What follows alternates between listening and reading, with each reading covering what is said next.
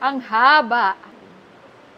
Hi guys! Tara samahan niyo ako dito sa napaka-unique na Filipino restaurant na nagsiserve ng sobrang daming twist. Kaya naman kahit bago lang sila, nafe-feature na agad sila sa TV. Dahil bukod sa masarap, ang daming serving, may secret door pa sila at naka 20% off basta ipakita mo lang tong video ko. Dito lang to sa may Kalayaan Center Point Building. Then sumakay ka lang na elevator papuntang second floor. Makikita mo na agad tong Storia Kitchen Plus Bar. Nagustuhan ko yung industrial design nila sa restaurant yet very cozy pa rin. Ang ganda ng lighting, napakalawak at very spacious din. Then itong secret door naman nila papunta sa may bar na hindi mo nga aakalain na pagpasok mo ang laki pa pala sa loob. Open mic sila every Thursday, then every Saturday naman meron silang DJ.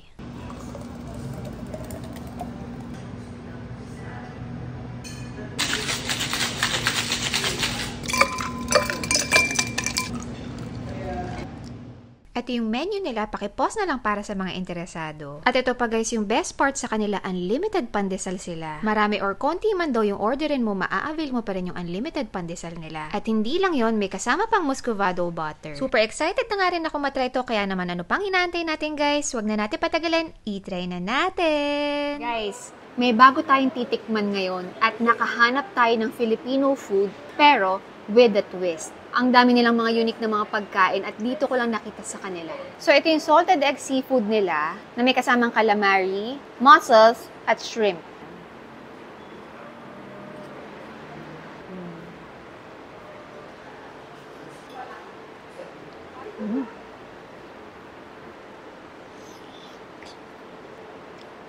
Ang nagustuhan ko dito, lasa mo yung pagka-strong ng salted egg. Halata mong hindi powder yung ginamit. Totoong salted egg. At may konting kick siya ng anghang. Maganda yung combination ng salted egg, tas may konting kick ng anghang. Yung lasa niya, alam nyo ba guys? Reminds me of Singapore. Ganito yung mga natikman naming lasa nung nagta-travel kami, nung wala pa kaming mga anak.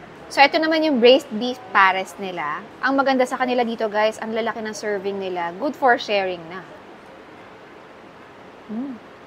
Ang lambot ng beef nila guys, naghihiwalay. Tapos yung lasa ng pares nila, not the usual na matamis, yung original pares, level up, ganun yung lasa niya. Medyo social na lasa ng pares. Imposibleng hindi ka mapasubo ulit.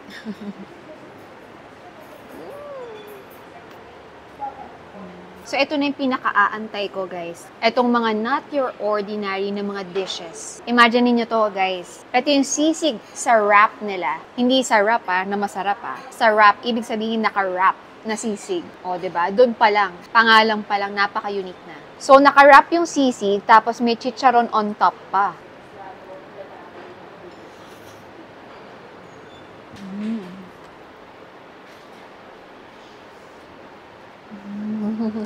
Ang nagustuhan ko dito guys, parang empanada siya, pero sisig yung laman sa loob. Ang sarap, kakaiba. Yung texture nung crust, nung pinaka-labas na nagre-wrap sa kanya, crunchy, tapos sabayan mo ng sisig na napakasarap. Napaka-flavorful, lasang-lasang mo yung pagiging sisig niya. Tapos may kasama pang chicharon on top. The bomb. Ito pang isang pasabog nila guys. Ito yung version nila ng pork sinigang na dried. Pero may sauce siya, of course, ng sinigang. Hindi lang siya overflowing ng sabaw. Yeah.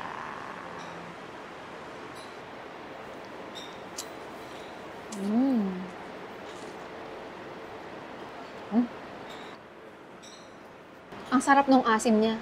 Yung asim niya, hindi ka mapapangiwi, pero kuwang-kuwang mo yung asim na hinahanap mo. Plus, bagay pa sila dahil yung ginamit nilang pork dito, fried na. Kakaiba na naman. For me, panalo din to.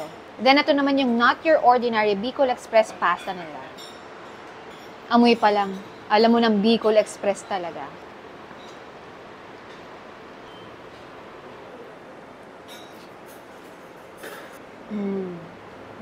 Oh, wow. Ang bagay niya, ang creamy niya, lasang-lasa mo yung Bicol Express. At nandun yung kick nung anghang.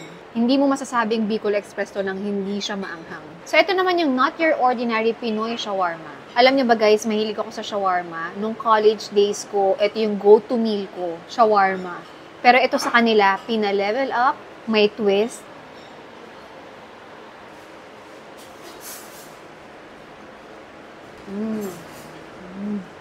Sabog sa bibig yung flavors. Imagine niyo yung lasa ng shawarma, may salted egg, may dilis, may sibuyas at kamatis pa.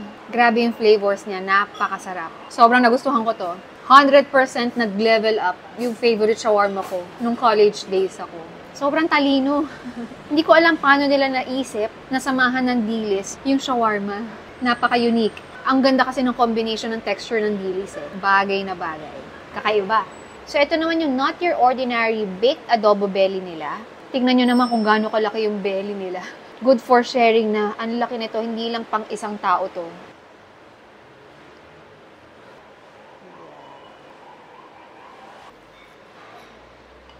Ayan. Kita nyo naman kung gaano kabilis na hiwa.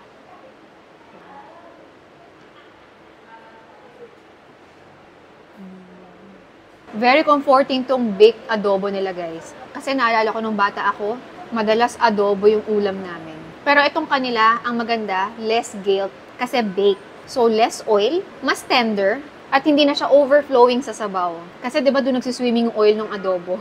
Pero yun yung masarap, 'di ba? So, yung pinakalasa niya na nakakapagpaalala sa akin sa childhood ko, yung asim at alat na combination nandun. Alam niyo yung luto ng nanay natin, 'di ba? Okay din matry. So, ito pa yung not your ordinary putot dinuguan. Tignan nyo naman yung itsura, guys. Itsura pa lang napaka-unique na. Ito yung puto nila na classic, pero may pork na siyang kasama sa loob. Tapos, itong dark naman, meron na siyang dinuguan na nakahalo sa kanya. Bukod sa meron na siyang pork din sa loob.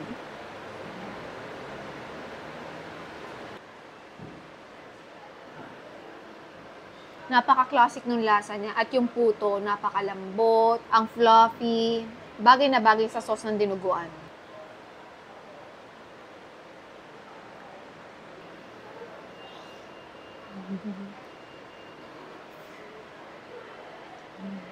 Masarap. Very unique kasi meron na siyang laman sa loob, may dugo na rin siya. Kuwang-kuha mo na yung lasa ng dinuguan, kasama na niya yung puto. Pero for me, mas prefer ko pa rin yung classic. Mas dito ako sa plain, na ikaw bahala maglagay ng sauce kung gaano kadami. So for me, overall, lahat na natikman kong pagkain, ang pinaka nag-stand out sa akin, etong not your ordinary Pinoy shawarma. Ito talaga, ito yung pinaka gusto ko, ito yung pasok sa lasa na gusto ko, ito yung pinaka nasarapan ako. Para na naman tayong binabalik sa pagkabata. Alam nyo ba itong dessert nila? Sorbetes sa bun. So parang nung mga bata lang tayo, 'di ba? Yung dirty ice cream natin. Pero sa kanila with a twist. So etong ice cream nila, combination of ube, makapuno, at avocado. So, ang maganda pa dito yung bun nila, naka-toast with honey. Meron pang kasamang mango at toasted pinipig. At ang cute, tingnan nyo naman. Ayan. Ang haba.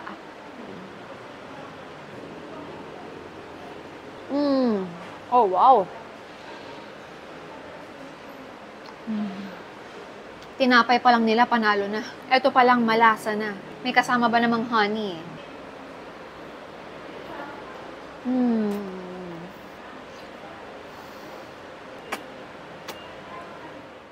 So, yun lang guys. Thank you for watching. Bye! Mwah!